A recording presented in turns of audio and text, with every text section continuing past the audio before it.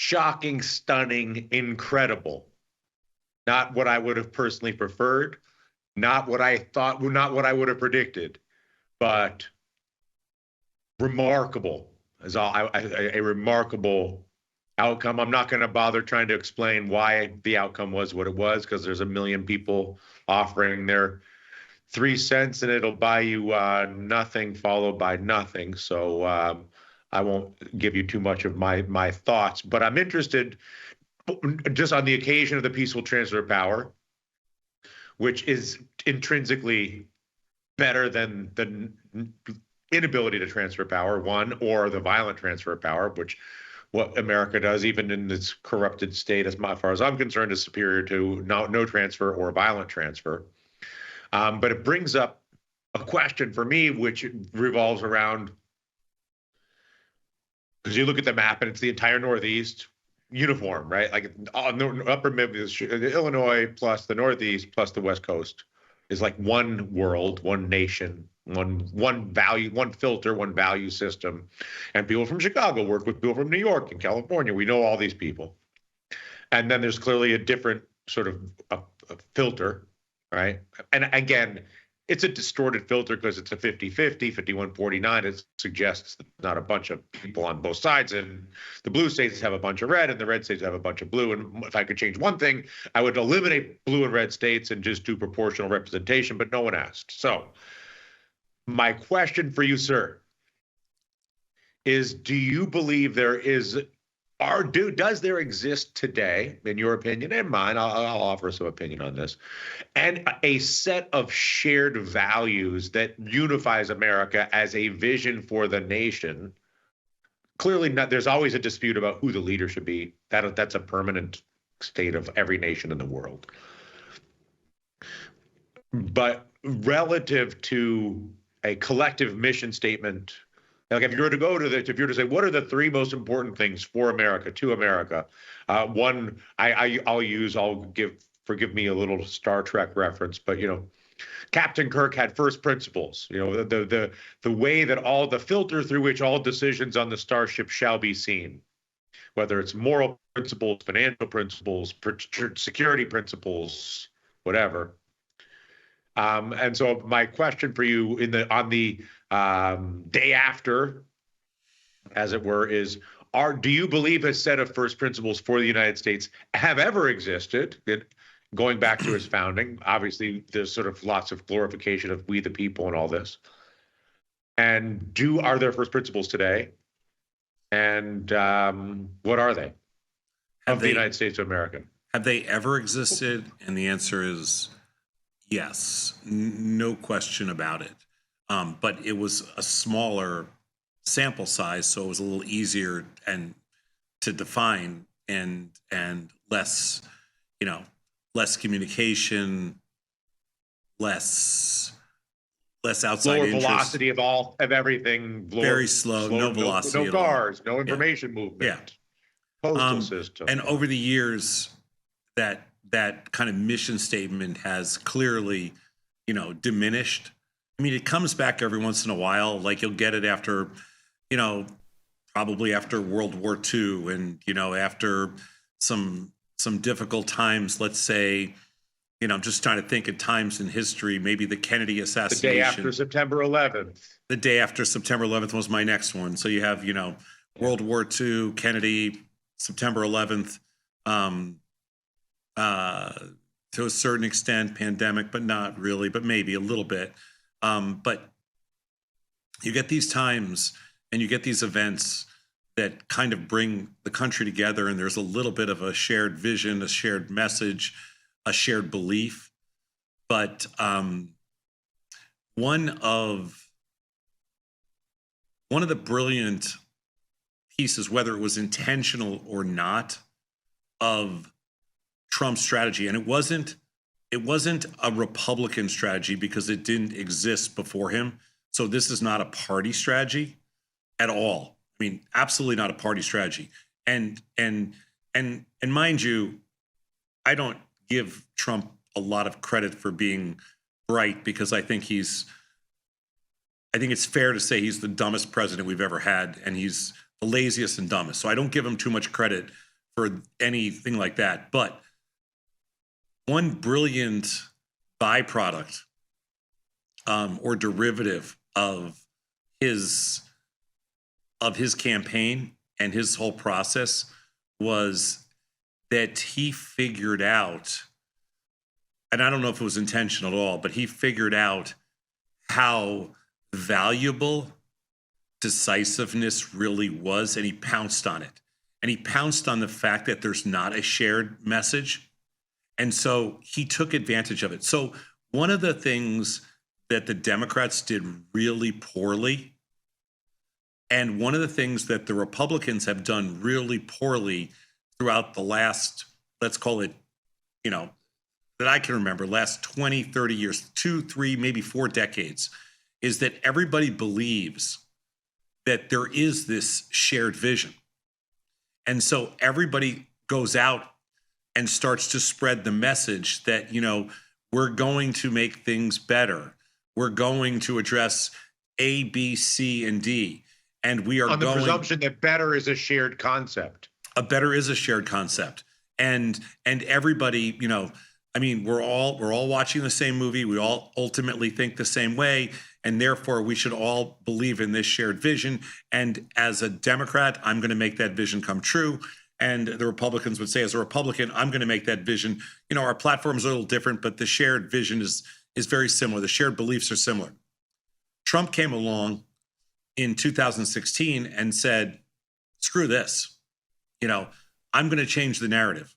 And my message, Trump has never, ever articulated a single part of the platform, a single plan, a single strategy, a single idea, nothing. He's never been able to articulate one thing. But what he has been able to do is to create another message which goes counter to the traditional Republican and the traditional Democratic message, which is that there is this shared vision. He said, no, there's not a shared vision. There's basically my vision. And people bought into that. Some people bought into that. And it had virality to it.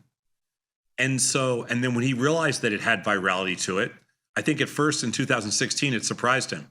By 2020, he believed it was unstoppable, but it got stopped.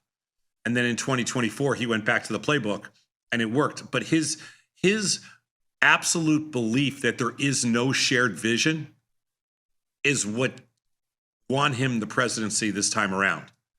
And it's a very interesting strategy because it is truly a disruptive, non-traditional strategy that nobody has ever applied before. And it worked. And Kamala went with the traditional strategy and she fell flat on her face. And, other Republicans in the past have gone with that approach and they've fallen flat on their face. And so, so the answer is it's very difficult to have a shared vision and actually make it work, although that has been the playbook throughout the years. And so, yeah, I don't want to slice and dice too much of what you said. No, I understand. It makes sense. And I'm interested. I'm just sort of absorbing it and I'm listening to it.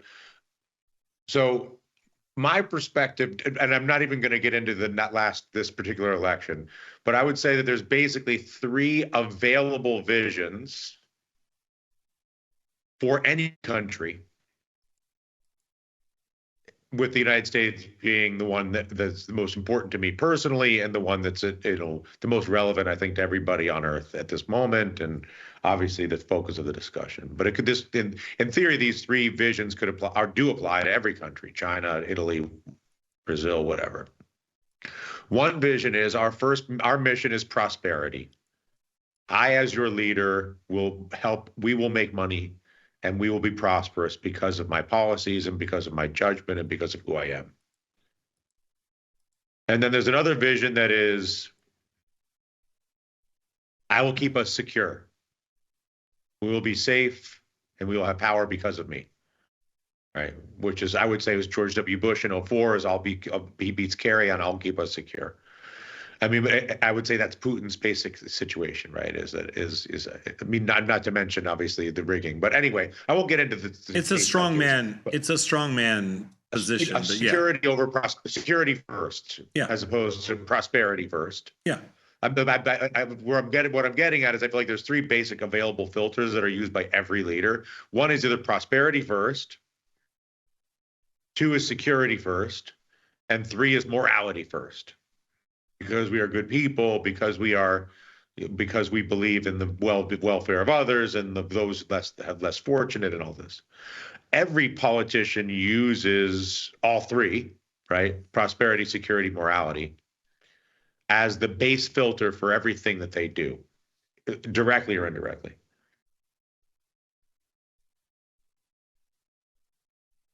My cynical perspective on the United States, what's vulnerable sometimes to a touch of a cynicism about the United States governmentally, is that the first priority, the first principle of the United States from its outset is prosperity. But that the political rhetoric sometimes drifts toward the appearance of morality. And that the reason Trump won, and the reason that George Bush Sr. lost, or the reason that Obama won coming out of the financial crisis, or the reason Jimmy Carter was tossed out, or the reason Reagan was celebrated, was because they were the best avatar for the perception of prosperity, without respect to morality. And then you have other presidents who lead as a morality person. In this case, I think Harris led from a morality first message or identity or existence, and Trump led from a prosperity first. And my interpretation of this election is that America is a prosperity, and to be more crude, a money first. Money is the most important thing in the United States when it comes to leadership. I don't disagree with you, and I think that is the approach that Trump took, and it worked. Do you think that the unifying principle of that America is a prosperity first nation? Yeah. Prosperity over morality as a general. Except we don't generally use the word prosperity. The positive way to look at it is prosperity. Like we talk about it all the time on Tasty. It's prosperity. We talk about it as opportunity. Some people will refer to it as prosperity. In the case of politics, trading, we talk about it as opportunity. I think Trump flipped it around and made it into a negative case. But either way, that's the argument. It turned it into the economy, and even though we have a booming economy, said the economy is horrible because you can't afford to buy a house, you can't afford to buy a car, you can't inflation. Inflation, whatever it is. So you could have a booming economy with the stock market at record highs. You can have virtually zero inflation. You can have virtually zero unemployment, and they can make the argument that and win that just because you have less money, even though you're spending a lot, you have less money. Then that's the argument. So yeah, I mean it was effective. But would you, if I said to you the first principle, the highest priority of the United States is the economy over morality? I don't like the term economy because I think that's prosperity, something that is prosperity. Yeah, it's probably unfortunate, but that is the byproduct of a free market democracy. The most crass way to say it, and I'm not trying to degrade it particularly, but is money is more important than people in the United States. I think this was an election that to a certain extent validated that, because you were able to put aside all the craziness and all the insanity and vote for who you thought gave you the best opportunity. Regardless of the consequences for people or character regardless of the ethics and the morality. Exactly. Yeah. But I agree. I think a lot of people, I think that would be not a hard No, consensus to that's a arrive at, right? fact. That's And so that's the question is, can I extrapolate that to be beyond this elect? Like, is that the first principle of the United States of America, or is that just the variable from this election? I guess is the more interesting question for me. I don't. This election is going to be no. whatever it is, but What's what is actually America? Is my question. what's more interesting about it was that Trump was able to pull off that argument without any evidence or validation. And what's even worse is that the Democrats failed to challenge his position with any form of articulation and substance, and therefore let them get away with it. So the real failure, because you can only control the things that you can control. And in the case of the Democratic platform and Harrison Walls, they did a horrible job at destroying that argument that the Republicans and primarily Trump was making, that is not the case. They couldn't defend their record. And the record's incredibly strong. And yet Trump ripped it to pieces and was very effective at doing that. And so, and that's essentially the balance of the election. That's where the balance of the vote came. He did a better job of rejecting their position and their success than they did of proving their success. And because of that, they lost the election. And they were effectively the incumbent, so they were the prosecutor of the. They were there. They had to run in the affirmative, and he was able to run in the dispositive, basically. Yeah, well, because he was the challenger. Yeah, the Democrats made a huge mistake. First, they hid behind a decaying Biden in the sense early on, so that they hid him so that he wasn't exposed for all his deficiencies and all his kind of declining mental acuity. What happened in the process was he wasn't out there to defend his economy and his position and his successes, which were huge, but he couldn't defend them, and he couldn't talk about them, and he couldn't brag about them. And so what happened was, because of his failures to be able to do any of that stuff, just even articulate what they had done, Trump pounced on it and very effectively destroyed the argument. It didn't even give him a chance to make the argument, destroyed the argument. And when Harris stepped in, it was almost like she didn't own it, so she couldn't articulate it either, because she didn't own it. And so he continued to pounce on that and make it look like it was a failure. And that became essentially, that became the entire race. And in the end, those were the failures. That was the disaster. But is that America? But is that also an accurate reflection that, here be another, again, I'll go. That's no different than history in American it's a sad part of American politics, but I don't know if that's any worse than what happens anywhere else in the world, even in a parliamentary system or anywhere else. I don't know if it's any worse. No, in comparison, America always comes out looking well, if only because every other government is horrible in many ways, or every other governing system has all these flaws. The case for America as a money first nation state at its outset is that it was founded on slavery, which by definition says there's some people that are a financial asset, they are not people. It was a transaction that said, this is a financial resource, this is not a group of humans. So that would be and then you can go forward and say, I don't care about who's what or this is that. We're here to make money. That's America. And if you're and my lead and it doesn't care if it's healthcare to make money, education to make money, everything's to make money from the beginning. Money's more important than people. On the other hand, I have the only nation in the world defined by the fact that if you want to be here, you can become one of us. There is no other. You can't move to Italy and become Italian. You can't move to Brazil, become Brazilian. You can't move to China, become Chinese. You can move to America and become an American. And you have a government that, while all sorts of flawed and all sorts of bad history, is constantly, at the very least, aspiring to be more inclusive and more human. And I think America's challenge is an unreconciled competition between a vision of a country that is a money first nation, money at all costs. America is a nation based on prioritizing opportunity and protection for money. Or America is a nation where human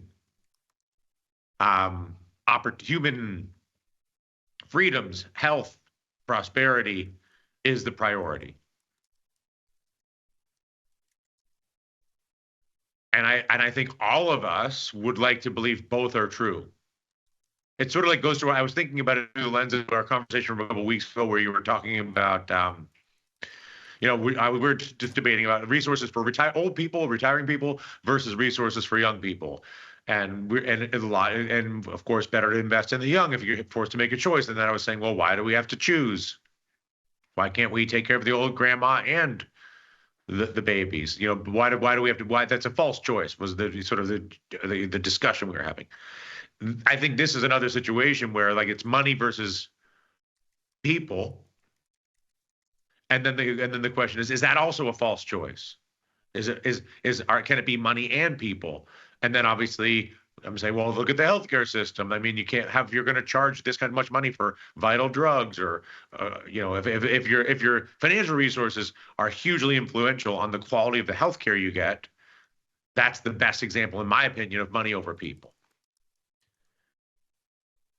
And I get that Trump, for sure, I agree with your analysis, right? I get that all the things you're saying that Trump did effectively and that they didn't do effectively.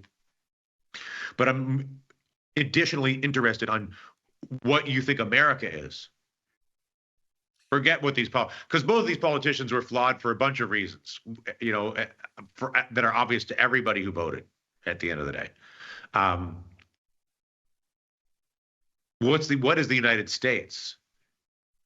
I mean, we are the ultimate. We're the poster child for capitalism.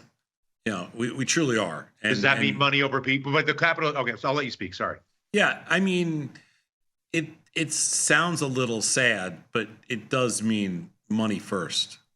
I mean, we are literally the poster child. We're such a melting pot of different types of people and personalities and languages and religions and cultures that, and we're also a society where,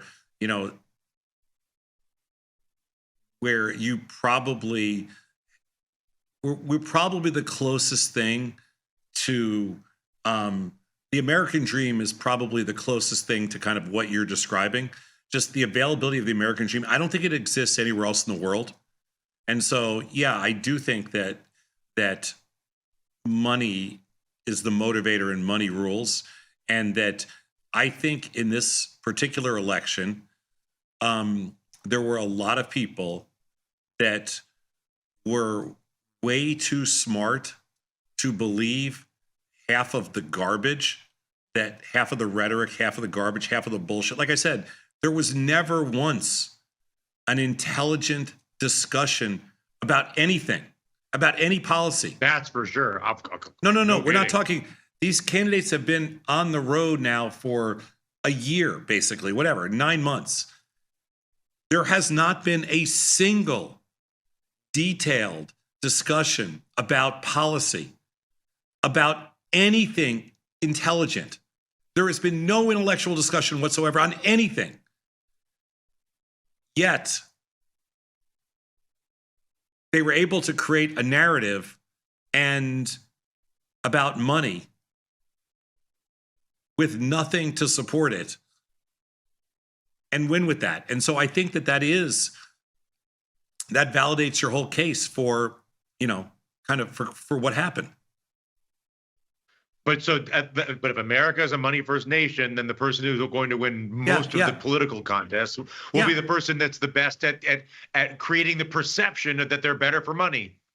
People were able Jimmy Carter lost because Ronald Reagan was perceived to be better for money. Yes. Barack Obama won because he was perceived to be better than John McCain for money coming out of the financial crisis. I can give a bajillion examples like this.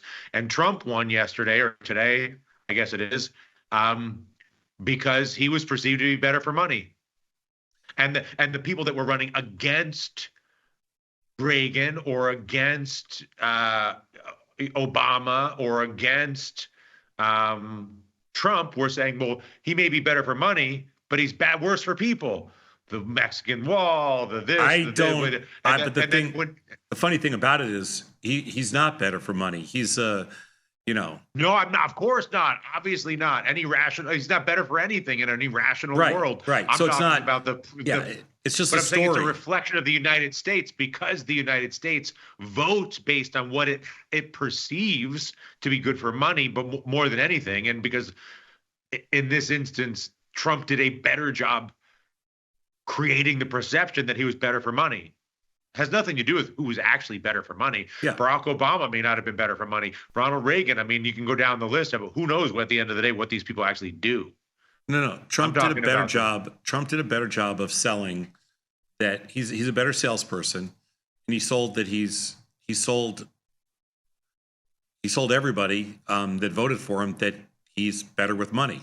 And you can talk about bankruptcies, you could talk about failures, you can talk about just pure business stupidity and all the idiotic things, you can talk about the criminality, but it doesn't matter because he had the unique ability to convince people to accept his failures and look past that because they believed that he was better for them personally, that his policies were better for them, so that you were able to look past all the insanity, all the craziness, and say, you know what, in the end, he's better for me, which basically means, to me, means you sell your soul. But that's also why they picked Reagan over Carter.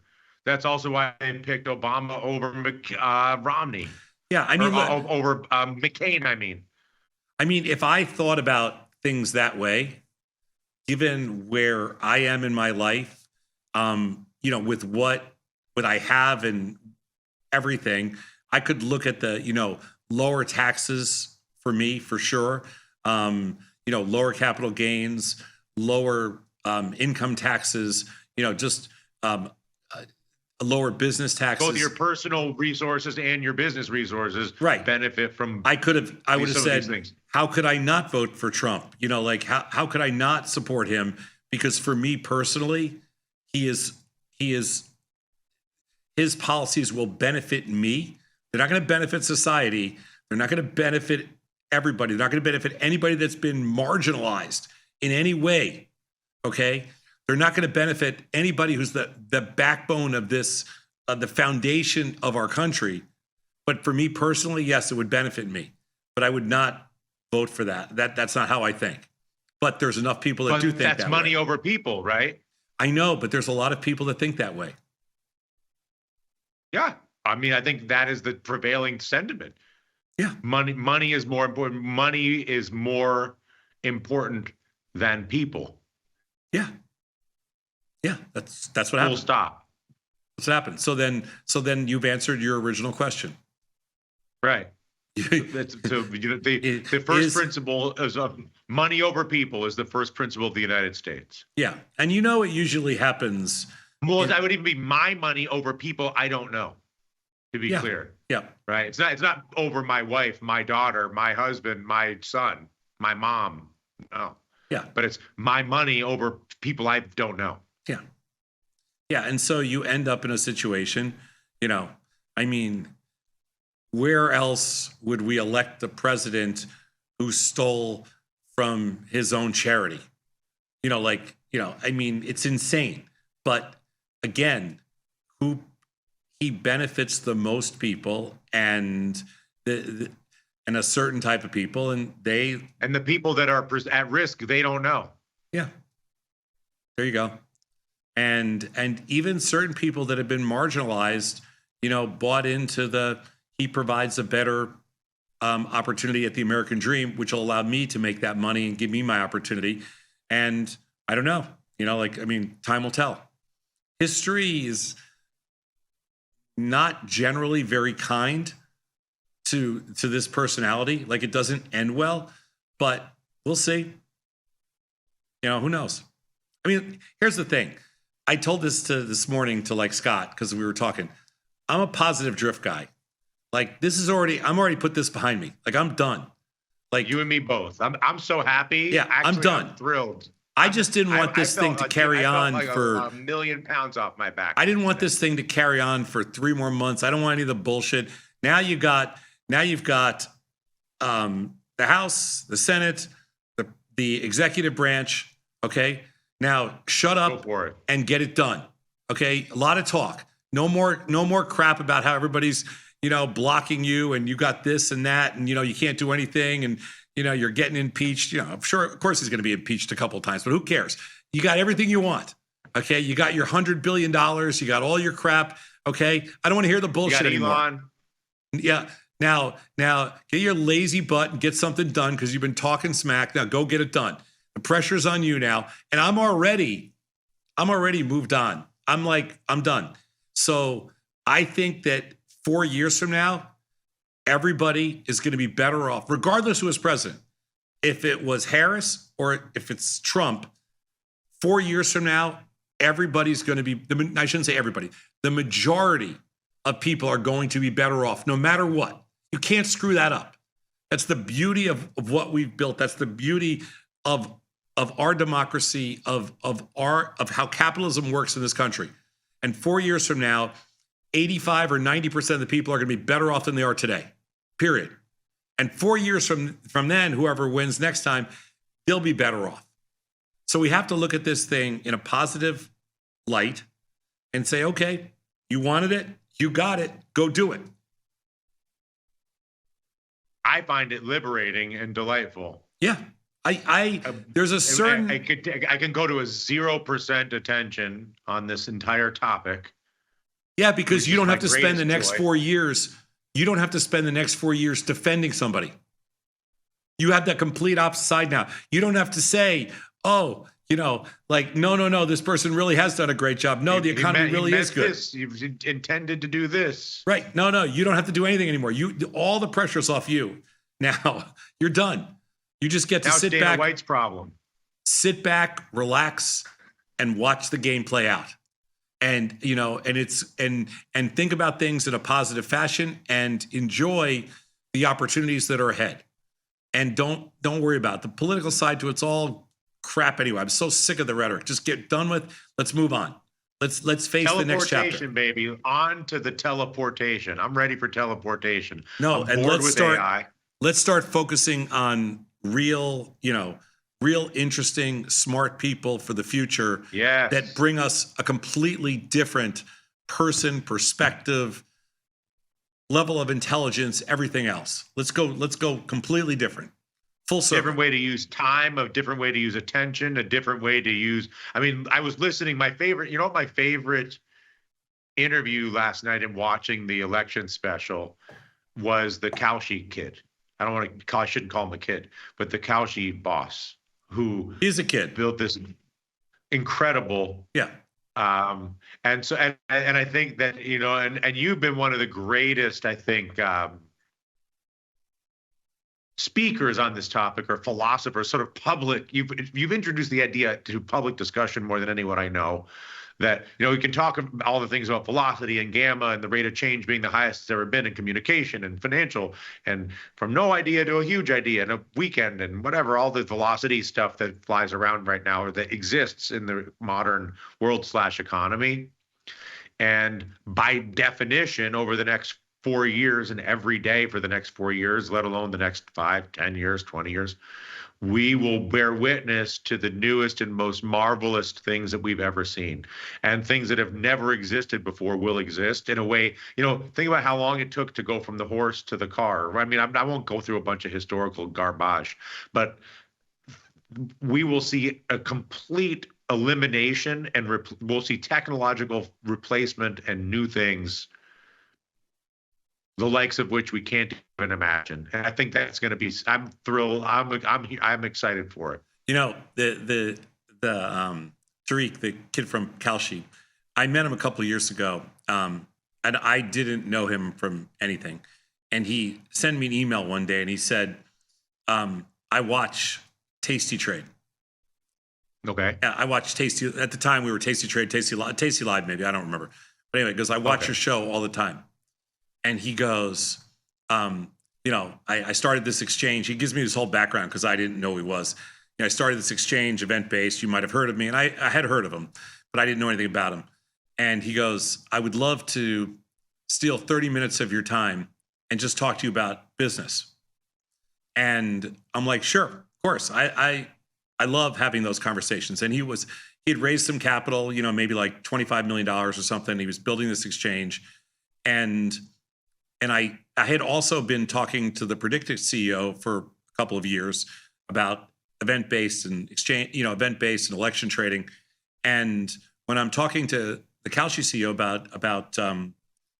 about the regulatory limitations to betting on elections, he said to me something to the effect of, "Oh, I'm gonna go after the CFTC."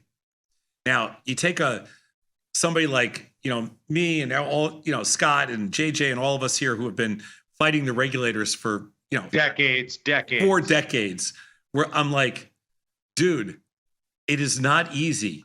He goes, it's not easy for you because, and I remember this conversation, and he said to me, he goes, it's not easy for you because you've been doing this for decades.